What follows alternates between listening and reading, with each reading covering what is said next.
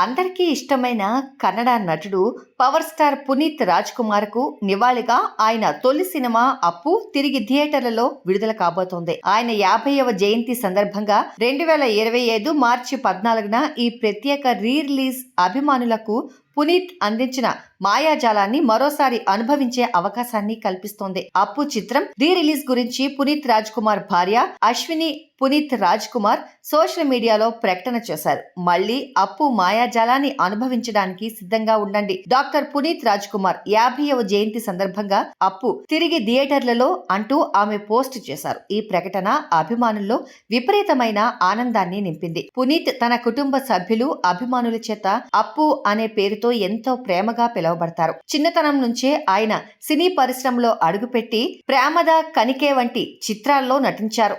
బాల నటుడిగా అత్యుత్తమ నటుడిగా కర్ణాటక రాష్ట్ర అవార్డును కూడా అందుకున్నారు. అయితే ఆయన హీరోగా తెరంగేట్రం చేసిన అప్పు ఆయన సినీ ప్రయాణాన్ని మలుపు తిప్పింది. పార్వతమ్మ రాజ్ కుమార్ నిర్మాణంలో పూర్ణిమ ఎంటర్ప్రైజెస్ బ్యానర్ పై రూపొందిన ఈ చిత్రం 2002 ఏప్రిల్ 26న విడుదలైంది. ఇది తెలుగు దర్శకుడు పూరి జగన్నాథ్ కి కన్నడలో మొదటి చిత్రం కాగా హీరోయిన్ రక్షిత కూడా ఈ చిత్రంతో సినీ రంగ ప్రవేశం చేశారు. అప్పు ఘన విజయం సాధించి కర్ణాటకలో 200 రోజులకు పైగా విజయవంతంగా ప్రదర్శించబడింది. మళ్లీ థియేటర్లోకి వస్తున్న అప్పు సినిమాతో పునీత్ రాజ్ కుమార్ జ్ఞాపకాలను గుర్తు చేసుకుంటూ అభిమానులు ఆయనకు ఘనమైన నివాళి అర్పించబోతున్నారు.